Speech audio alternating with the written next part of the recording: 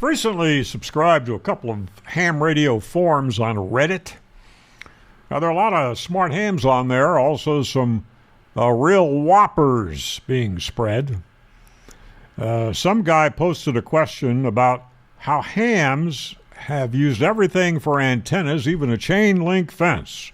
So he wonders how that's possible. So a couple of hams responded, well, that's possible with an antenna tuner. Then another guy comes along and tries to explain what an antenna tuner does. This is what he said. To explain this one step further, it lies to the radio. The antenna tuner tells a lie to the radio by soaking up all the bad energy, SWR, in parentheses. The tuner swallows a lot of that inefficiency as heat. To carry that to the fence antennas, the tuner tells the radio that the fence is a real antenna and whatever radiates is whatever can radiate. Wow. Okay. Let's discuss what actually happens here. Standing waves are created by reflected power. When there is a mismatch at the antenna feed point, let's say this is the antenna over here. When there's a mismatch at the antenna feed point, some of that power is reflected back toward the transmitter. Transmitter's over here.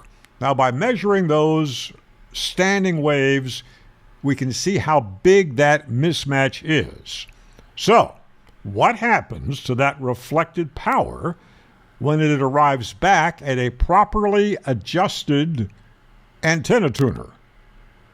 So here is our antenna, and this represents a reflected RF wave because there is a mismatch here at the antenna.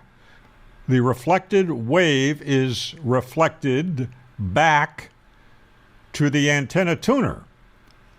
Well, what happens once it arrives here at the antenna tuner? Well, here it sees a very high impedance mismatch, so it is then re-reflected right back to the antenna and eventually radiated.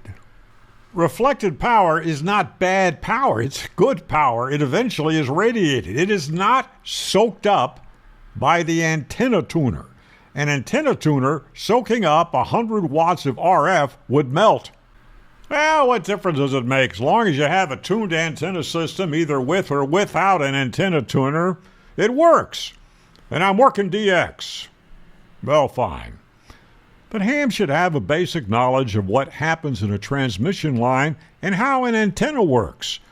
Now, do you have any questions about this? Ask in the comments below. We have a lot of smart hams on this channel who don't believe myths. There are a lot of them. And I might even be able to post a video on your question. Consider subscribing to this channel in 73.